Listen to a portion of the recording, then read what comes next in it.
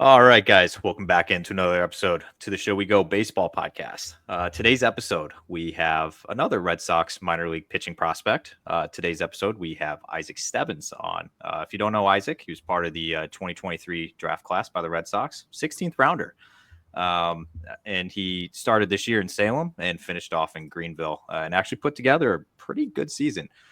So Isaac, I like to throw layups at guys to start these off, and I'm going Okay. to give you an easy one to start off. But we're into the off season. You've only had about probably a little over a month off, but how's everything been? What kind of things are you doing to start your off season? Well, I was born and raised in Stillwater, so I still live in Stillwater, which is where I went to college my junior year before I got drafted. So I do most of my training at OSU. They let me have 24-hour access still, so I do most of my weightlifting and some throwing there. But then me and David Samlin are training at a pitching facility in Oklahoma City called Pitching Works, so we do a lot of our throwing there together. Michael Fulmer is there too. So just a bunch of pro guys hanging out in Oklahoma City throwing together, but most of my lifts end up being here, and that's just kind of what I've been doing: lifting, throwing, and golfing. I was going to ask too. So you grew up in Stillwater, I did. obviously Oklahoma State territory. Mm-hmm. We don't like those Sooners. Um, and was it always going to be Oklahoma State for you? I mean, it is kind of cool that you grew up in the town and you ended Mm-hmm. up going to school there. Was that always your dream? Yeah, that was always the game plan. We threw some bumps in the road there. I went to junior college, which was the greatest 2 years ever. I loved Cali County Junior College. I would have stayed. I would have stayed there for all 4 years if they were a university, but sadly they were not. And I just the moment I got an offer from OSU, I took it. They gave me a walk on in October of my sophomore year before I had even had that year, and then I ended up going out and being JUCO All American, and ended up completely satisfied with my decision. Um, Walked on to OSU, and I had a blast. It was everything I wanted it to be. So what kind of, when you were coming out of high school, obviously when you went to a JUCO there, what was the, what were the options for you? Like, was it mostly JUCOs? Was it like smaller D1? Like, I guess what was the market like? Well, I'm a 2020 kid, so I had COVID. So I had 5 or 6 junior college offers, like before the season had even started. And then luckily in Oklahoma, we do some scrimmages fairly early. So I actually got probably 3 or 4 scrimmage games in, and probably 3 or 4 actual games in by the time COVID hit. So I had some mid-major D1s starting to look at me, but I just never fully got good enough to get that offer pulled. And so I stuck with the JUCO, and I have never regretted it once. So you were the closer your sophomore year on the team that ended up making the Junior College World Series. We made What it was? both years. Oh, okay. What? I didn't realize you guys that Cali County was a powerhouse. But Yeah. what was that experience like getting to go to the World Series there? I mean, it was crazy. Stillwater kid. Our state tournament game had maybe 100 people at it. So, I mean, there was nothing compared to the sophomore year. We got to the national championship game of the World Series. So, I mean, there was probably 10,000 people there. That was the first time I had pitched in front of that many people, and it was electric. I mean, you felt every bit of that atmosphere. And being a JUCO kid in the middle of nowhere, Kansas, I mean, I was a fish out of water, but it was a lot of fun. And so once you did get to OSU, and I always like hearing, I don't know if you were familiar with Nico Cavadas when he was in the Red Sox system, but he was a guy that grew up literally right down the street from Notre Dame, and he ended up going to Notre Dame, and it was kind of like this cool thing to him of like, I always looked down the street and saw the campus, went to the football games, all that. I'm assuming when you were a kid, you might have gone to a few OSU games in your childhood. But once you did get to put on, that jersey and be a student there, like what was that feeling like for you? I mean, I felt like a little kid in a candy shop that first time I rolled out there. The first time I got to suit up in a real game against another opponent, we were in Globe Life in the Texas Rangers Stadium playing Vanderbilt. And that's where I strapped on the jersey for the first time, made my debut there, and went 4 shutout innings. And I was like, this is a crazy welcome to Division I baseball for me. But it was amazing. I loved every second of it. And I wish I would have played that 4th year sometimes, but I know I'm in a good spot, but it's hard to pass up your hometown. Yeah, and that actually leads me to my next question here. You were obviously part of the Red Sox 2023 draft class. Take me through your I guess how the draft was for you. Obviously, with you being a 16th round pick, I guess how were you feeling? I guess going into the day you got drafted. I was a little discouraged. The people that I had met with, they were all saying they were turning me in 5 to 10, 7 to 10. So I was thinking for sure day 2 kind of thing. But at the time I didn't have an agent. And so it was me fighting for myself. And so I just don't think I had that foot in the door that probably would have been pretty helpful. And I mean, my number wasn't super high anyways, because I knew if I went back for a 4th year, it was going to go even lower. So I was able to still secure a deal on day 3. And I mean, as far as pitching goes, I don't really care about what round you're in. I mean, Zach Fogel just went out to the Arizona Fall League for us and absolutely shoved. You got drafted. I don't care when it was. You got drafted to play professional baseball, and that's more than a lot of people can say, and that's kind of how I look at it. Were the Red Sox one of the main teams? Because we've talked to guys where the Red Sox were kind of on the radar a little bit, and then you didn't hear a lot from them, and then boom, like right up to draft time. There's some guys that are just like, no, I really didn't have much convo with the Sox. Were they a team that was kind of in touch with you a lot, or were there other teams? You have to out the other teams, but were the Sox mainly on you from pretty much day one? So no one really talked to me after the fall. I didn't have a great fall my junior year. I think I met with maybe 3 or 4 teams, and then I went out, had a really great junior year, and led the Big 12 in ERA and qualified innings pitched. So then a few more started calling, but I was still a relief pitcher, and you just never really get much out of those most of the time. And so near the end of it, the Red Sox guy at the time, Chris Riley, he was an Oklahoma State grad. He does the Oklahoma, Texas area. And so he got me on his radar pretty hard. And that was by far my favorite meeting. Once that springtime ran around, I was hoping to go to the Red Sox, no doubt. He was by far the favorite meeting, and the team I was hoping would be the one to call my name. I've heard a lot of good things about Chris Riley from a lot of guys in that area, with him being the area scout there. So I feel like you were definitely in good hands with Chris. So you didn't end up getting assigned anywhere after you got drafted in 23.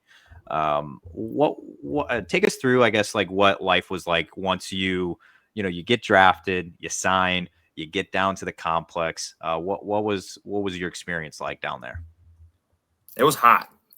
August in Fort Myers, Florida is humid. I am from Oklahoma, and I am all about the heat, but Florida was a different kind of humid that I had never experienced. 80 degrees never felt like 100 before. I mean, I've had 100-degree weather and it felt like 100, but when it said 80 and it felt like 100, it was a different animal that I had never been a part of. But a lot of early mornings, they like to get in there, get your work done, get out of there. And I'm a morning person, so I ended up okay, but I got a lot of friends that were dragging in there at 6:30 a.m. report times, but it was a lot of fun.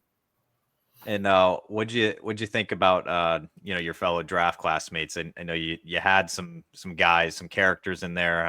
Obviously, like the list goes on and on. I feel like there's quite a few in your class. Obviously, Big Tex, Blake, Kyle. There's a ton of guys there. So how was it getting acquainted to the draft class when you got down there? Yeah, it was cool. Actually, the craziest story I have from the draft was actually our free agent sign, Drew Earhart. I played with his younger brother at OSU, and I think I met him after we got eliminated from our regional after that year. And I think I met him the day after or something when we were hanging out, and he comes walking in after we had all been there for a second. He walks in. I'm kind of looking at him like, that dude looks familiar. And I just keep thinking about it. And I realized, I'm like, oh my gosh, that's literally my best friend's brother. I was like, that's sick. And so then we turned around, and me and my fiance were watching the draft all 2024, and we were crossing our legs, fingers, toes, and hoping to get the other one. And so it was a lot of fun. Yeah, I think it was kind of a cool moment seeing Zach get drafted. Obviously, he got drafted by the Red Sox previously. Yep. So to come full circle and get drafted again by the Red Sox, and right, like you said, right after Drew gets signed as an undrafted guy out of Tampa last year, it is kind of cool. So what has it been like, I guess, with him starting pro ball? You guys got to be teammates this year for a little bit. How cool is that though, getting to wear the Greenville jersey with him again? I mean, it was super cool. We were saying it the whole time. That's what we were wanting. His brother had already gotten drafted. So me and Zach were texting all the time. They're like, dude, it's your turn. Like, we got two of us. Like, you're next. He's like, dude, I'm trying. He's like, I'll do a lot of things to go there. Ended up happening again. And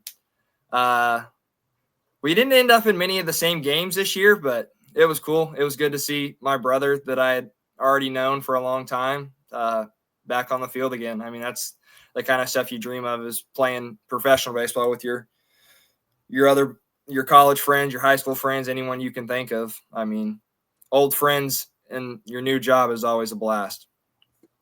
Oh, 100%. I always kind of say a thing, and we had just talked with Blake Wehunt, and he was kind of talking about his roommates and being a big part of his life. He's living with Connolly Early, Noah Dean, like a bunch of guys that are just high character guys, just incredible human beings. And he's just like, you playing with them makes it a lot more fun. So I totally understand what you're saying there. All right, so on to the season now. I just got a couple questions about that. It was your first full pro season. First off, how are you feeling after you're officially a professional baseball player now? You got your first year under your belt. You got promoted during the season. What are some of your takeaways from this year? Mostly it's just a lot of learning. In college, I used one pitch, and this year was dive right in and throw as many other pitches as I could. So I went from 1 to 4 real quick, and it was a grind, but still some learning curves in there that we're still trying to work out. But I mean, like you said, 22 years old, and that being my first full year, a lot of good things to take away, a lot of things I'm excited about, but a lot of room left on the table to go and get some more. Yeah. Looking at your college numbers, to now like your pro numbers, like you had 85 punch outs in, I think, your last year in college. And then last year you had 110. Like, you obviously big strikeout guy. Mm-hmm. Yeah. You're familiar with the Sox Prospects website? We were talking about that earlier, I think, right? The Sox Prospect site. They have you like as topping out as like 95 of your fastball. Is that, first off, is that accurate, or have you added more velo to that? So that's fairly accurate. Haven't really topped much more than college, maybe 1.5. But the floor has definitely raised over the last year. My average velo has increased. It's a lot more 2s, 3s, and 4s this year, as opposed to at OSU, I could be anywhere from a 1 to 6 inning guy. So there was days that I was throwing 88 to 91 just based on what was being asked of me. So the floor is definitely raised. The ceiling's pretty much the same, but this year we definitely raised the floor, and this offseason we're trying to raise that ceiling a little bit too. So you talked a little about where you said that you were using pretty much like one pitch in college, and now you have a handful of pitches in the pros. Mm-hmm. Again, though, like strikeout totals almost on the same level. What was it like to kind of incorporate some of those newer pitches to get essentially the same result? Was it foreign to you? Was it something that took a little while to get used to? Like, hey, I'm adding in some new weapons into my arsenal to help get guys out, or was it just kind of like seamless? Red Sox kind of like gave some of the information, the tools, and you just kind of ran with it? I wouldn't say it was seamless. It was definitely a grind. There was no like backlash on my part. Like, I was all about it. I knew it's what needed to be done. But going from throwing one pitch that's pretty good I mean, it had great numbers for me. To adding 3 more, it definitely increased my walk rate just because I didn't know how to control those yet. So we're still like learning those. But I mean, hopefully having a long career, I'm going to nail some of those things down. I was able to strike out more in less innings than I did at OSU this year.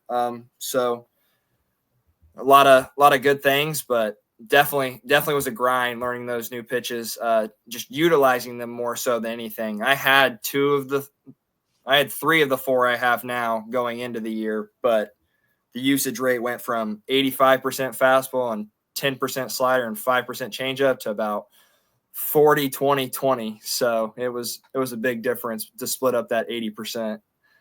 Did they show you a sweeper? They did not. We tweaked what I had, but I mean, from my slot, that's pretty much what I already had. We were just tweaking some grips, trying to get a little more horizontal, but I mean, it wasn't an overhaul by any stretch. That was kind of already the slider I had just because of the arm slot and getting the ball to go left. It was pretty sweepy as is. Yeah, because you're a little bit lower, right? When you're kind of throwing it, when you release, okay. Yeah. Yeah, I feel like every guy we've talked to in the system is like, yeah, I just started throwing a sweeper at the beginning of the year. Like, oh, well, like they introduced a sweeper to me.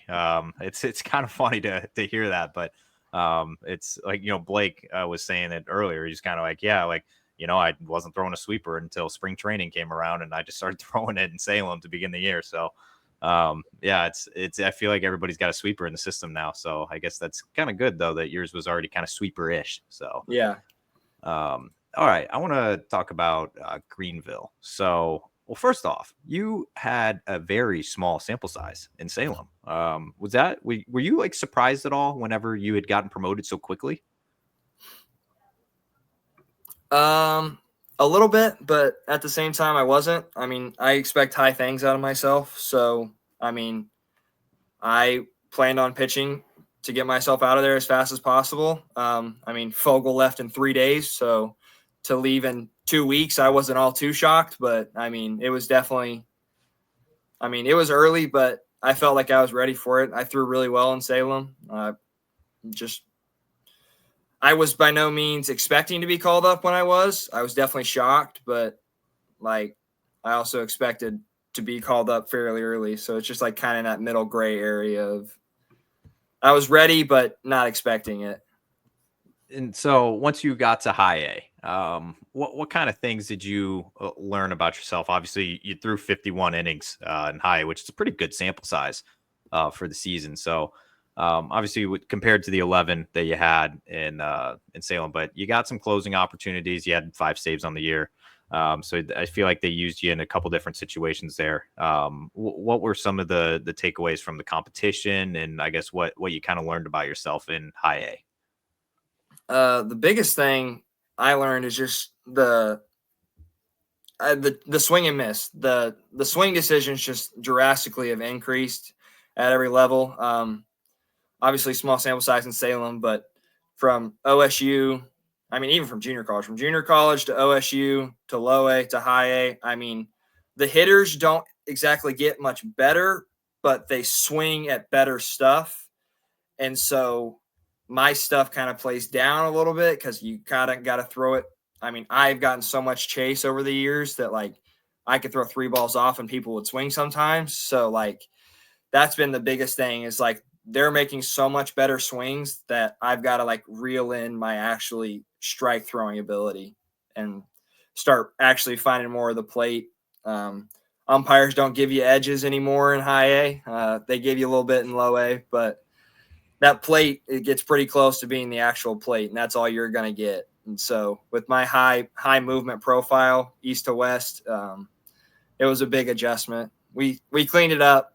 I had a really good, I want to say July, as far as like my walks go. And so there was definitely some things starting to click as the season was winding down. And so being an Oklahoma guy, how'd you enjoy Greenville? I think Greenville's a pretty underrated little town there, but how did you enjoy it for the summer? I loved Greenville. It was nice to not be beaten hot, and it was never really cold.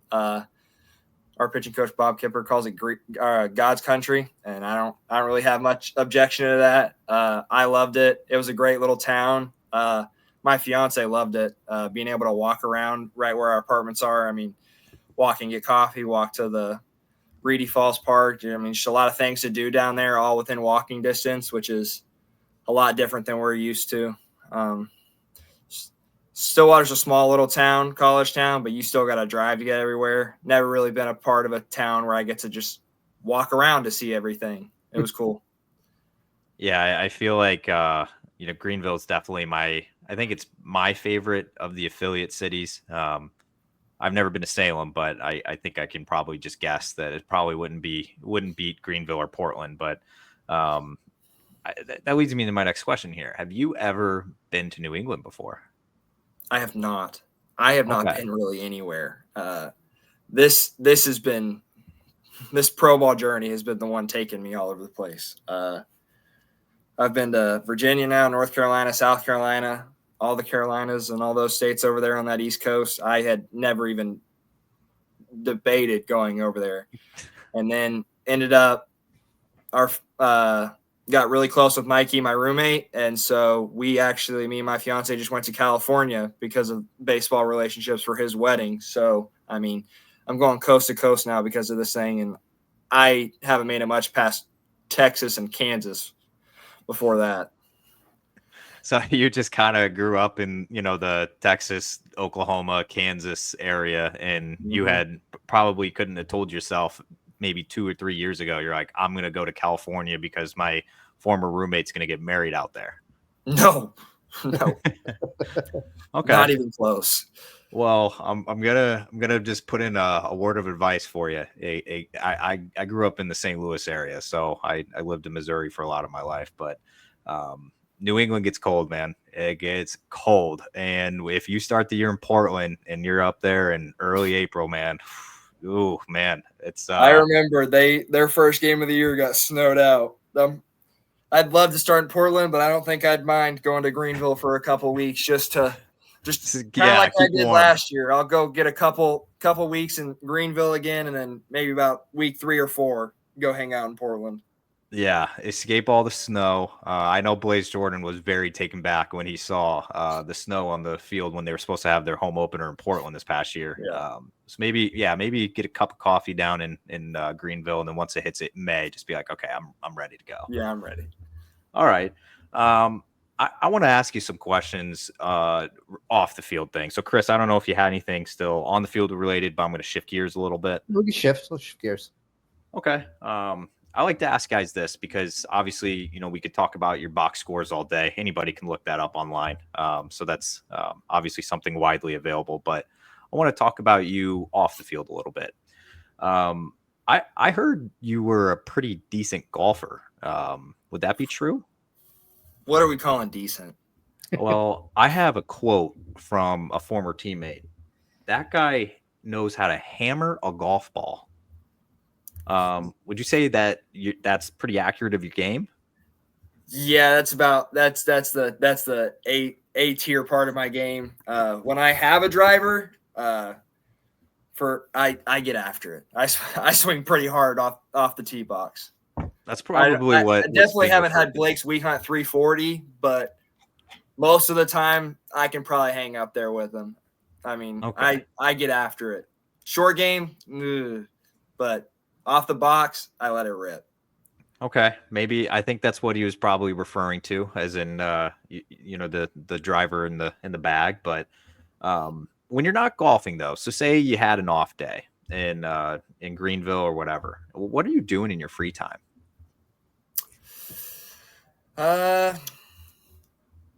Well, with only having one off day, most of it is spent running errands to prepare for the next week. It's fair. But after that, normally I hop on the video games with my friends or my fiance. I somehow talked her into playing video games to hang out instead of doing FaceTime calls all the time. So when we were doing long distance, we were playing video games, and everybody I've told that thinks that's so cool, and they wish they could do that with their girlfriends because they don't love FaceTime either. But I don't know how I got lucky with that one. But that's pretty much how I spend my off days, is running errands and playing video games with either her or my friends. We heard that you and your fiance run duos on Fortnite. We do indeed. You do realize that that's rare. Like that's not like No, it's crazy. that's like not like a common theme at all. We'll run trios with my brother all the time. Last off season, we had 3 PlayStations running in the same house. We were all just playing with each other while we were still in my house. He was in the back room, I was in another room, she was in another room, and we were literally on the game together in October. If I gave my wife a controller, she would have zero idea what to do with it. Like, how long did that take to get adapted?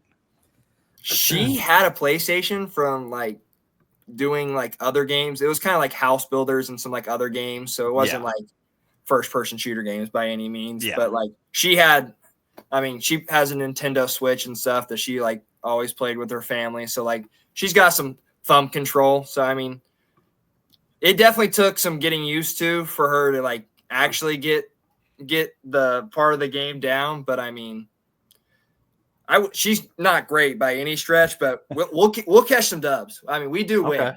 We're not losing every game.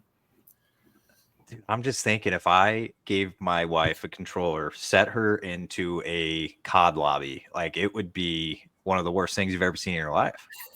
Like, I don't even know how that, like, that's kudos to you, man. Like, that's also, that's awesome relationship too, by the way. And I know, like you just said, everybody thinks it's cool. It is cool. So I think that is pretty cool. I heard, and we talked a little bit off air too. You're getting married this off season. What are you? I know you kind of joked about it. Obviously, I just got married last month, so I know that my wife did majority of the planning. Do you have any responsibilities though at all? Let's see. I am Our RSVP closes soon, so I am responsible for texting my invite list guests to remind them to RSVP. We went cake testing last Saturday, so I helped pick out the cake.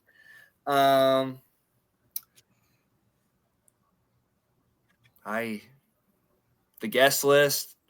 I'll probably help with the seating chart when that comes around and like the songs and all that. She'll make me help with that, but she picked the venue. I mean, I didn't really care all that much. So it was whatever we could afford. She picked the florist. Like there's just certain things that I literally have no opinion on, even if I tried. So, but I mean, I put in my fair share, I think. I don't think she's complaining to people that like I'm not any help, but I mean, maybe she is behind my back. I'm not really sure. Yeah, we never know. All right. It's like I don't know. We could have one perception. It could be completely different. All we know is, happy wife, happy life, man. That's how goal. I live.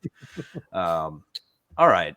Growing up in Oklahoma, who did you root for? Like, who were your sports teams? Obviously, I know OKC, the Thunder are there, but for baseball and even football, like who'd you root for growing up?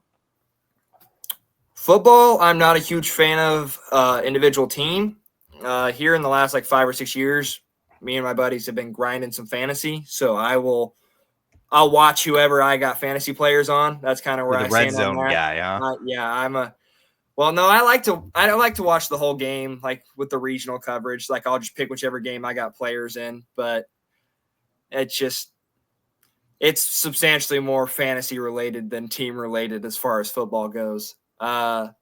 Baseball, it would have to be St. Louis and Texas, just because Texas is the closest one. But my family is St. Louis fans, and just growing up, Matt being from Stillwater, so we always watched Matt Holliday and the St. Louis Cardinals all the time. I played with Jackson in high school. I go to Bible study at Matt's house on Sunday nights. My fiance's at a Bible study right now with his wife at their house. Like, we're just big Holiday fans, so we were big Cardinals fans growing up. I'll tell you what, man.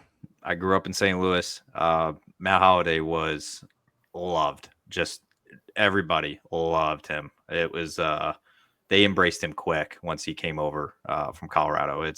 It was impressive seeing them he was just such a likable guy.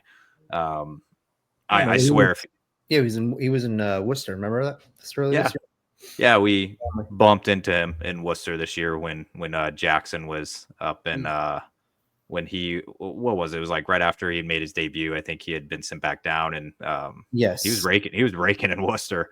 I'll tell you that. So that was fun to watch, but it's cool to see him, man. I mean, he's an icon in St. Louis. Everybody just loves the absolute crap out of him. Yeah. So is it like, has it been cool to kind of watch Jackson, and like obviously with his ascension and making his debut this year, and how cool is that for you to see that, obviously being so connected to them? I mean, it's honestly pretty crazy. I remember coming back from junior college when he was still in high school, and our high school coach was having me throw live ABs. And I'm like, this kid's still 17, 18 years old. And I'm like, I remember facing him then. And then I go back for the year, and I think that might have been his senior year because I'm 2 or 3 years older than him. And I come back, and this kid hit 600 his senior year with like 15 home runs. I'm like, this is video game numbers. I mean, he broke the national record for batting average his senior year. And I'm just like, yeah, I know that kid pretty well. I played with him the last 4 years, and then just watching him fly through the minor leagues, I'm like, yeah, it's like the Paul Skeens of hitters, and he's 18 years old, makes his debut before he's 21. and Yeah, and then there's Ethan, he'll get drafted probably top 3, top 5 next draft. 2025 he's eligible. Yep, this is his draft. Yeah, so it's crazy, like just how good those kids are. Yeah, that's me and Chris had the pleasure of interviewing Jackson whenever he was coming through Worcester. And somebody had asked him in the dugout, it's like, okay, who's better, you or your brother? And he was just like, obviously he's being humble, but he's like, yeah, it's definitely the brother, right? It's my brother. He's way better than me and all that. But it is kind of funny to, see how just good both those guys are. It's an incredible bloodline, man. Yeah, he says Ethan every time I've ever heard it. It's Ethan, but that's also at this age kind of thing. Ethan was 6'4" by the time he was a sophomore. I mean, Jackson was very much not. So, I mean, Ethan just grew a lot faster. He's got the bigger build, and so, but he's a completely different player than Jackson. It's almost like he's got his dad's swing, but from the other side of the plate. It's wild. Ball jumps. Yeah, it's fun to watch. It's fun to watch on Instagram. I watched their I forgot who they did it with, but like the home run derby they did with like the metal bats and stuff. And just again, I know it's a metal bat, but just the way that it just comes off that bat with their swings. And I say it every time that we interview anybody who's left-handed. I love watching left-handers hit. It's just something about lefty hitters and lefty pitchers. I know you're not lefty, but just Isaac is a righty. All jump off of their bats. It's really impressive to see. Lefty on the golf course, though. Okay. Ooh, okay. I'm noticing that a lot lately. Sugar is lefty on the course, and I would have never guessed. That's crazy. I hit left in high school, and it has thus transitioned to a driver. Okay, that's interesting to me. I don't know, like that is weird. All right. Well, yeah, Oklahoma's becoming a baseball hotbed, by the way. I don't know if people are sleeping on Oklahoma right now. I mean, even just in the Red Sox organization alone, you mentioned David Sandler as well. Oklahoma guy. Wyatt Olds. Yeah. Isaac Coffey went to college in Oklahoma. We had Godman last year before he retired. He went to he's from Texas, but went to OU. I mean, yeah. Oklahoma's not as bad as people give it its rap for. I mean, we can compete. It's up there, man. I know that Texas and Georgia and Florida and Cali probably get the majority of the guys, but don't probably rightfully so. But yeah, that's fair. Oklahoma's not far back. Yeah, I'm with you. All right, I got a couple more questions here. Are you a food guy at all? You don't like food? Might be not a foodie at all. Very, very picky. I eat the same things on repeat. Do you like? Yeah, I was gonna say, what does that look like then? What does your diet look like? A lot of Chick-fil-A and Chipotle. Okay, so you're a fast food guy. Just those two. I try to eat pretty clean with those. I like other ones, but I try to keep it. I mean, I still try to keep it clean with getting the better versions of stuff at Chick-fil-A and the chicken and rice at Chipotle. I mean, it's pretty. That was what I was going to say. So when you go to Chipotle and you're going to order, what's your order look like? Because right now I've been doing rice, double chicken, double fajita, guac, and that's it. Mine is double rice, double chicken with queso and some cheese on top. Okay. It's nice and simple. I mean, it's a Chick-fil-A is your other option. If I'm going fast food, I mean, I do a lot of protein shakes, bagels. I mean, breakfast is normally I make at the house, just some carbs and some protein best I can, and then lunch is just depends on if I'm willing to make something when I get back from Oklahoma City or if I want to grab food on the way home. And then All right. Mom's always cooking dinner. Well, I just took a peek at the map of Oklahoma City here, and our favorite restaurant, everybody's favorite restaurant. There's a ton of locations. What are your thoughts on a nice fast food fried chicken chain called Zaxby's? That's your favorite? That's his favorite. I there's no Zaxby's in New England, so I can't. Zaxby's over Cane's? 100%. And it's not even close. I mean, I don't eat either one of them very often, but I don't know that I've ever heard somebody say Zaxby's over Cane's. You need to be hitting up Blaze Jordan, Jonathan Brand. Really? My other Zaxby's guys in the system. I forgot. I got a couple guys in the draft class this past There's year. not Alex many. Bouchard. Not many. That's fine. Alex Pinellas, big Zaxby's guy. I mean, it's definitely good. I mean, there used to be one in Stillwater, but it closed down. But yeah, because it's chicken, I'm a big chicken guy. That's about all I eat is chicken and fries or chicken and rice. So I mean, it's definitely good, but it's definitely not up there on my list of options that I'm going to. It's fair. I just had to ask. Past Chick-fil-A and Chipotle, it's probably going. Brahms is a local delicacy around here. If you ask me and David Sandlin about their ice cream, it doesn't get much better than that. Interesting. All right. Locally farmed. I mean, you got to be within so many miles of the farm in Oklahoma to be able to even open a Brahms. So we got freshness guaranteed on your ice cream. It doesn't get much better than that. Look at that, man. Well, the only reason I asked about Zaxby's because I've asked every single guy that came on the show last year. I've done it last offseason and this offseason, and so I've been trying to get a little sponsorship from Zaxby's, but obviously everybody doesn't like it, so it's a little hard for me to do that. No, I mean it's definitely good. It's just not where I spend my money. But when I'm there, I'll tear it down. Okay. All right. Well, I got one question left for you to end the show here. Chris, do you got anything empty in the bench here? All right, I'm just gonna ask you like I ask everybody else. I need to know what is the most embarrassing song on the music playlist right now. Could it be any worse than Justin Reamer? We'll find out. I'm gonna tell you right now. After we clinched winning the Big 12 my junior year, we came home. This is probably the most. I mean, this is an embarrassing story about music, so we're just gonna roll with it. We decided to have karaoke night on the bus on the way home from Norman back to Stillwater, and I was gifted because obviously you don't get to pick your own songs. I was gifted "Party in the USA" by Miley Cyrus, and I got after it. I mean, that was probably top tier. One of my more embarrassing things about music is we just won. I was doing it for the boys, and we got after it. There are some hips moving, and hips don't lie.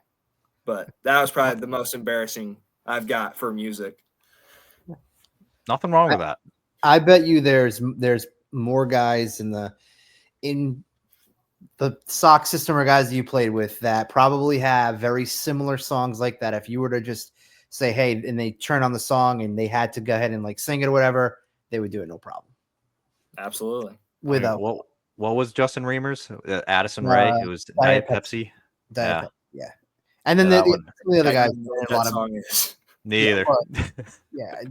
Some of the other guys were like dance music and stuff like that. A lot of it was Kyle Teal's playlist, which was interesting. I think we've got a couple different answers. Connolly early, I think, gave us Kyle Teal's something on Kyle Teal's playlist, something on Christopher Troy's playlist that was also on there.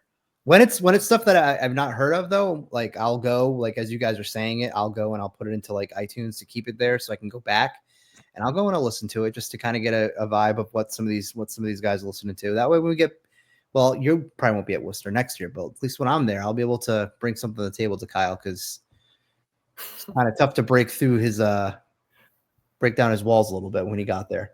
It's all good, but yeah, I mean, I did listen to Justin Reamer's Addison Ray. It was a very catchy tune, so I'm not giving him any crap, man. Justin's he's spot on with that. All right, I got one last question here, and we'll end it on this. Okay.